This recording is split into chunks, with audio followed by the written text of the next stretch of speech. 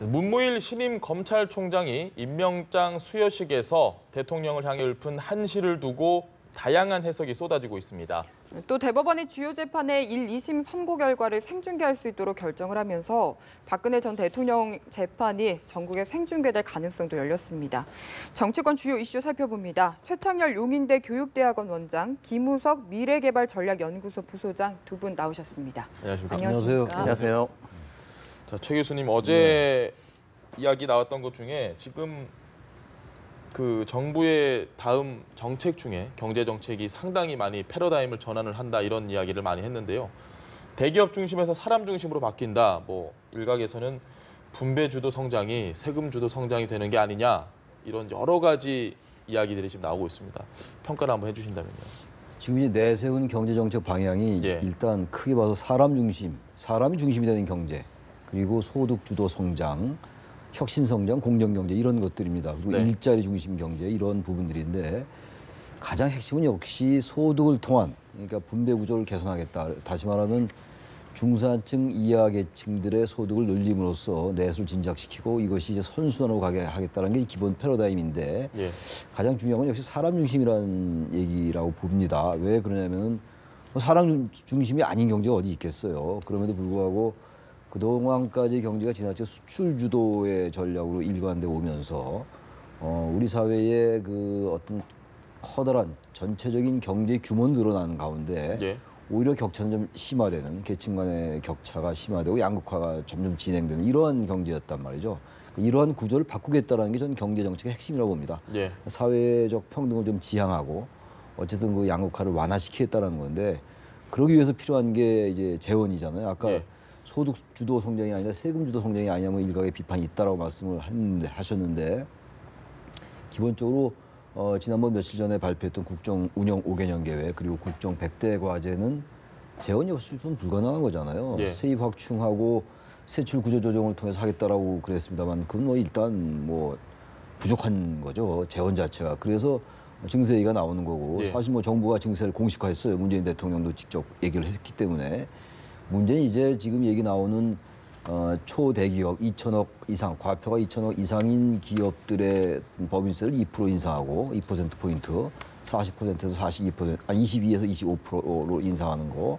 그리고 이제 그 소득, 연 소득이 5억 이상인 사람을 이제 그 소득세를 40%에서 42% 인상. 이 얘기인데 이것만으로도 지금 뭐 약간 부족하다고도 그런 부족해요, 사실. 5개년 계획은 118조가 소요된다고 하는데 지금 뭐 제가 말씀드린 그 부분 가지고는 3조 8천억밖에 충당이 안 되니까 그래서 지금 나오는 얘기가 그 3억에서 5억 그 사이에 이제 그 구간에 그 소득세율이 지금 이제 40%인데 35%에 그걸 좀 올리겠다라는 거거든요.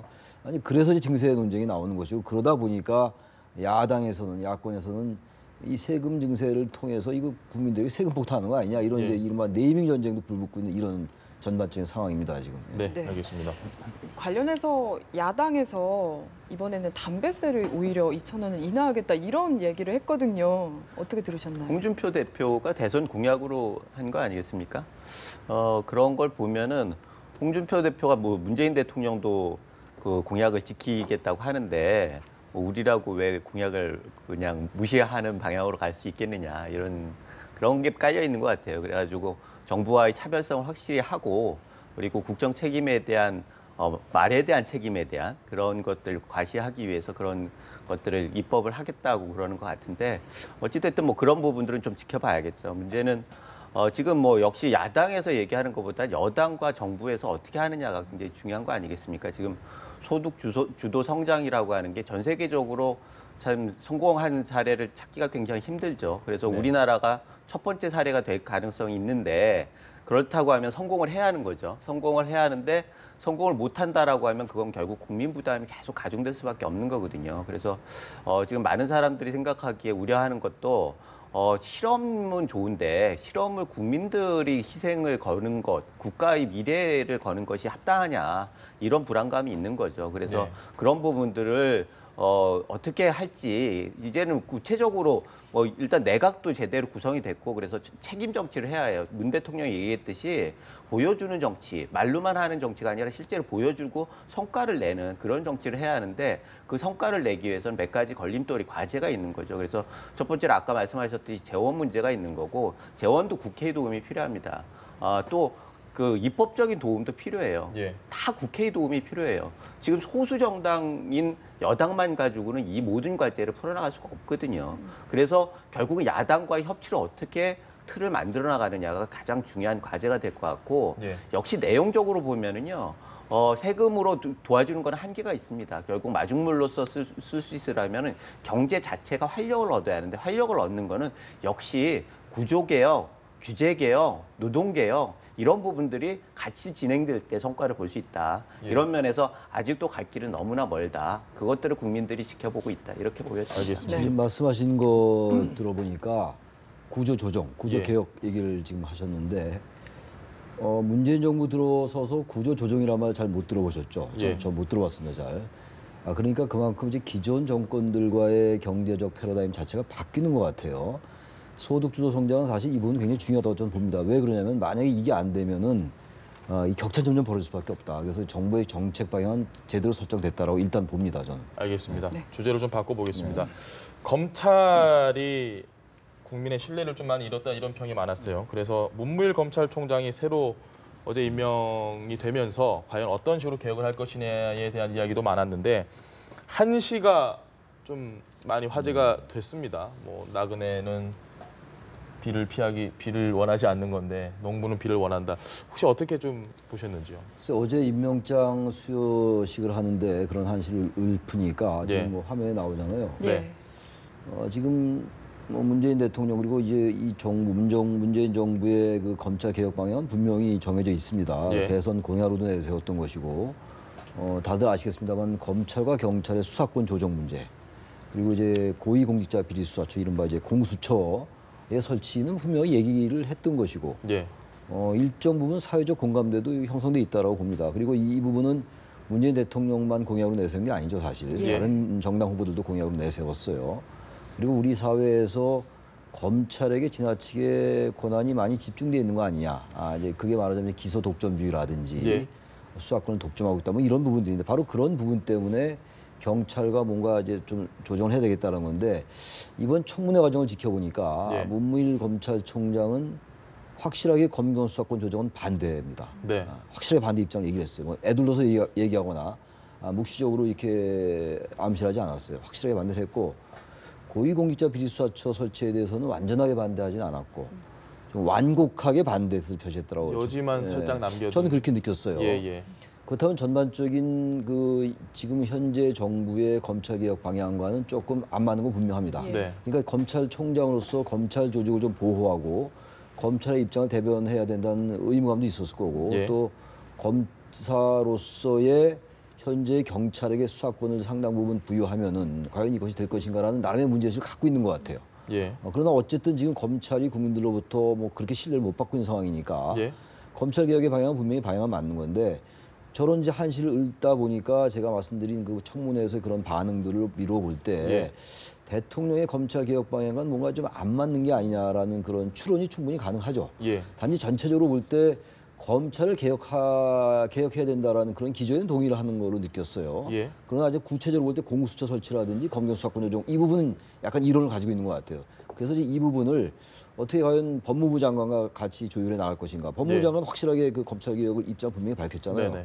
그렇다면 검찰총장과 법전 출신이 아닌 법무부 장관과의 이제 검찰 개혁을 둘러싼 생각 그리고 정권과 또 검찰의 생각 이런 게 다를 수가 있는 거거든요. 예. 큰 방향은 동일합니다만 강론에 들어갔을 때 약간의 그 생각의 차이가 있다면 이 부분이 어떻게 될지 일단 지켜봐야 될 것 같아요. 아직은 예단하기 좀 어려운데 문무일 총장도 분명히 검찰이 개혁된다라는 얘기는 했기 때문에 그 강론에서 어떻게 될지는 좀 일단 조율이 필요하다고 말씀 보여져요. 주셨던 그 검찰의 개혁이란 부분 제가 어제 뭘 했냐면 지금 문무일 검찰총장이 42대인데 네. 38대 한상대 총장부터 그 뒤로 최동호, 김진태, 김수남 총장까지 취임사를 다 찾아봤습니다. 예. 내용이 공통적으로 들어가는 것이 국민들의 신뢰를 회복해야 된다. 신뢰를 받아야 된다. 신뢰를 얻어야 된다.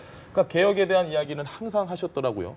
이번 문무일 총장 후보자 시절 그 인사청문회 때 했던 이야기도 그렇고 지금 검찰총장이 되고 또 취임사를 했는데 결국 검찰 개혁에 대한 이야기는 기존에 했던 이야기와 크게 다르지 않다라는 인상도 받을 수 있거든요. 네. 과연 앞으로 개혁에 대한 모습이 어떻게 좀 진행이 될 거라고 예상하십니까? 그게 이중삼중의 그 부담이 있을 거예요. 사실 예. 뭐 국민의 신뢰라고 하는 거는 좀 한 발 멀리 있어가지고 대외적으로는 그렇게 얘기하겠지만 네. 검찰은 결국 권력과의 관계가 중요한 거거든요. 그래서 인사권자인 청와대 어떻게 할 것이냐, 그리고 그래서 중립성이냐 아니면 정권의 충견이냐 이 부분에 대해서 끊임없이 논란이 되는 거죠. 아까 한시를 읊은 것도 사실은 그런 처지에서 샌드위치의 처지에서 직설적으로 얘기할 수 없기 때문에 한시를 애둘러서 표현하는 측면들이 있는 거죠. 그래서 네. 검찰 내부에서는 업무의 권한, 검찰의 고유 권한을 지켜야 한다라고 하는 내부적인 안팎이 있을 테고 또 청와대에서는 개혁 임명을 해줬을 테니까 개혁에 앞장서라라고 하는 요구가 있을 테고 또 청문회 가면은 야당에서는 정치적 중립을 지켜라라고 네. 하는 이 모든 것이 어떻게 보면 국민적인 신뢰 기반이 되는 거 아니겠습니까? 그래서 이런 중에서 그 입지가 굉장히 곤란한 게 사실인 것 같아요. 지금 검찰총장이 과거에는 정권의 눈치만 보면 됐는데 지금은 그런 상황은 아니거든요. 네. 그래서 그런 그 어려운 상황에 처해 있다라는 생각이 드는데 결국은 구체적인 정책들에 대해서는 조율의 필요들이 있어요. 근데 문제는 그 검찰 개혁의 핵심은 정치적 중립입니다. 그동안에 항상 문제가 됐던 게 권력의 도구다라고 하는 그게 국민의 신뢰를 얻지 못하는 그런 그 핵심적인 원인 아니겠습니까? 네. 그래서 핵심을 그 정치적 중립을 어떻게 할 것이냐라고 하는 건데 그거는 검찰총장이 할 수 있는 일은 아니에요. 결국 임명권자인 청와대 의지다 이렇게 보여지고 결국은 지금 검찰총장에 대해서도 문재인 대통령이 어제 뭐 조목조목 요구를 했어요. 네. 그런데 그런 부분들은 그런 건 대국민 메시지라고 할 수 있습니다. 검찰총장한테 요구를 하는 거는 뭐 일정 정도 한계가 있는데 일단 그 수단은 검찰총장만이 아니라는 거죠. 아까 최 교수님 말씀하셨듯이 법무부 그리고 그 민정수석실 예. 그리고 검찰 내부에 또 핵심 라인들이 있어요. 이걸 중심으로 이미 검찰총장 안 하기 전, 그 임명하기 전에 임명된 사람들이 있잖아요. 네. 이분들이 핵심인 거 아니겠어요? 그래서 이 중심으로 방향을 잡을 텐데 이 방향에 검찰총장이 잘 따라달라라고 하는 부분들이 있는 것 같아서 사실 이 권력은 어찌됐든 권력을 유지하기 위해서 권력기관은 굉장히 중요합니다. 그런데 그렇기 때문에 더더욱 권력기관을 좀 자유롭게 해주는 독립성을 주는 것도 권력을 유지하는 데 굉장히 중요하다는 거죠. 그런 것이 역사의 교훈이기 때문에 그것을 어떻게 잡아나가느냐 이런 게 그 가장 핵심적인 과제일 것 같습니다. 알겠습니다. 네, 이 부분도 짚어봐야 할 것 같습니다. 지금 대법원의 결정으로 1, 2심 재판 선고가 생중계될 가능성이 열렸는데요. 뭐 구체적으로 뭐 판사의 얼굴만 보인다든지 뭐 여러 가지 이야기들이 있긴 하지만 일단 평가부터 들어볼까요? 양면성이 다 있어 보입니다. 일단 이제 재판 과정이 공개가 되면, 근데 모든 뭐 재판 과정보다도 아주 사회적 관심이 높은 재판이라든지, 예. 되게 사회적 쟁점이 되는 재판 이런 것들은 전 공개하는 쪽이 어떤 그 부정적인 측면보다는 좀 긍정적인 면이 많다고 봐요. 왜냐하면 대개 이제 재판 결과를 두고 언론을 포함해서 이제 많이 비판들 하고 또 거기에 찬성도 하고 이러잖아요. 예. 입장에 따라서. 근데 대개 이제 그 마지막 선거 결과만을 두고 얘기를 하는데 만약 선거 그 과정을 중계를 하게 된다면, 만약 보게 된다면 국민들이 어떤 과정을 소상하게 알 수가 있기 때문에 어떤 그 선거 결과만을 가지고 얘기하는 게 아니라 이러이러한 논리적 관계, 인과관계로 해서 이러한 결과가 나왔구나라고 이해할 수가 있죠. 그러니까 네. 국민들의 이해를 높일 수가 있고 또 하나 뭐 가장 원론적인 얘기긴 합니다만 국민들의 알 권리를 충족시킨다는 데서 일단 의미가 있는 거죠. 네. 그리고 선거 결과를 두고 사회적인 어떤 그 불필요한 소모적인 분란 이런 건 막을 수가 있다. 이 부분은 굉장히 좋은 의미가 있는 것 같고 단지 이제 또 반대적인 특히 야당이 지금 그런 얘기를 하고 있어요. 네. 홍준표 대표가 굉장히 심한 얘기 많이 했어요. 뭐 인민재판식이다 뭐 이런 식의 얘기를 했는데 그런 관점에서는 이렇게 되면 결국은 여러모로식 재판이야 이렇게 보는 것 같아요. 예. 뭐 그 부분이 전혀 없진 않겠죠. 재판 관계가 공개되면. 그러나 기본적으로 국가에 따라 달라요 지금. 국가에 따라 다르긴 합니다만 전반적인 추세는 재판의 이 과정도 좀 이렇게 공개하는 쪽으로 가는 추세입니다. 세계적인 추세가. 네. 그래서 우리나라도 이 재판 과정을 공개하는 건 그 방향은 좀 맞다고 해요. 단지 지금 진행 중인 박근혜 전 대통령에 대한 재판과 연관시켜서 생각할 수밖에 없죠, 이 부분이. 예. 그래서 뭔가 박근혜 전 대통령을 의식한 게 아니냐라는 그 생각도 있는 것 같아요. 저는 그 생각에 동의하기 어려운 게 이 부분은 재판 공개 부분은 양승태 대법원장이 이미 몇 년 전에 제기했던 부분들이기 때문에 꼭 박근혜 전 대통령의 재판을 의식한 건 아니다라고 봐야 되고 전반적으로 사법부의 판사들도 과반 훨씬 넘는 인원들이 재판 공개에 찬성하고 있는 상황이라서 네. 부정적인 면이 전혀 없지 않다 하더라도 그 야당의 관점에서 볼 때 저는 전체적으로 방향은 맞다. 단지 네. 세부적인 건 어떻게 더 정교하게 부작용을 좀 최소화하냐 이런 쪽으로 하는 게 맞다라고 생각합니다. 알겠습니다. 네.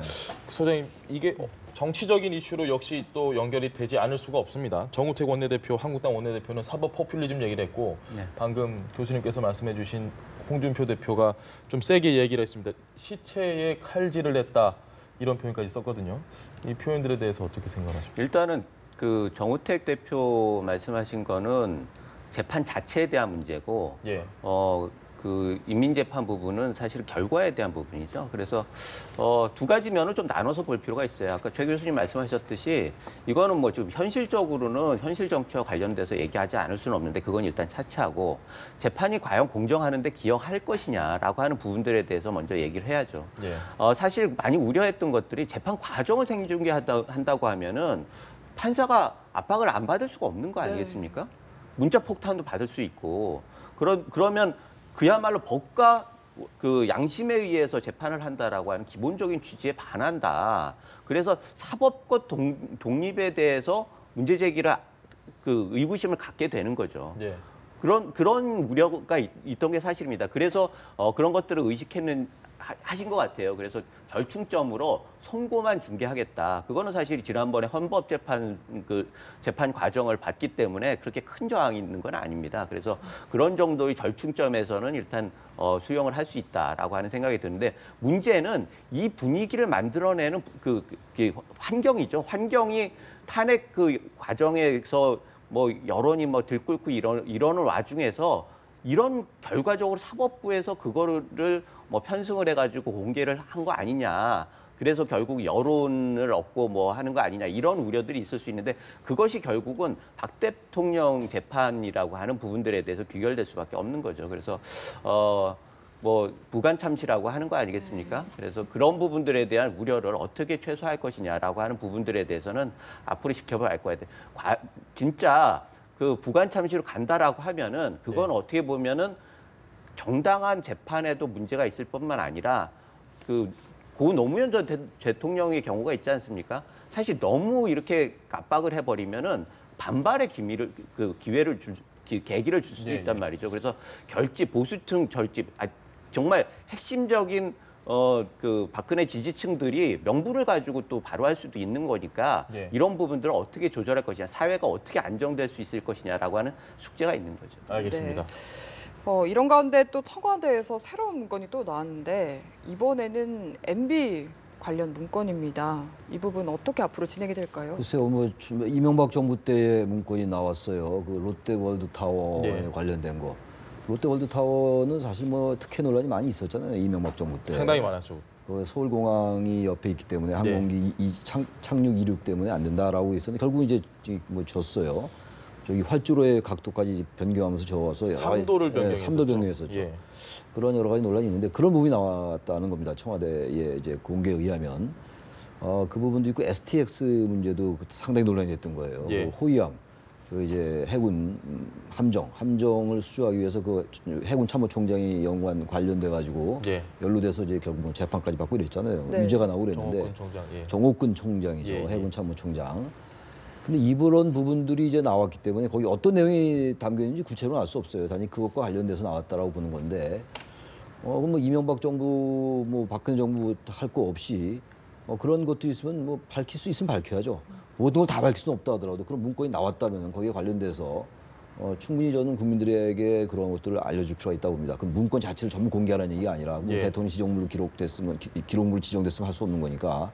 그러나 기본적으로 그러한 부분들에 대해서 국민들이 알 권리도 있는 거고, 지지난 정권입니다만 워낙 논란이 많이 됐던 부분이고, 사실 지난 과거에 대한 진실 규명이라든지 사실에 대한 정확한 그 성찰 없이는 우리가 뭐 흔히 말하는 미래로 나아가는 게 사실 불가능해요. 지금 예. 소득주도 성장 얘기하고 사람 중심 경제 얘기하고 검찰 개혁 얘기하고 이러다 보니까 우리가 인간답게 살고 사람답게 살자는 거 아니에요? 삶의 질을 높이고 그러기 위해서 과거에 뭔가 궁금했던 거, 잘못됐다고 인식되는 거 국민들에게 그런 것도 밝혀내야죠. 그래서 그러면서 볼 때 이런 뭐 청와대 공개하는 부분들이 저는 과도하다고 보지 않아요. 당연히 공개해야 된다고 봅니다. 알겠습니다. 소장님, 이 좀 재미난 얘기로 지금 마법의 캐비닛이다라는 이야기도 있습니다.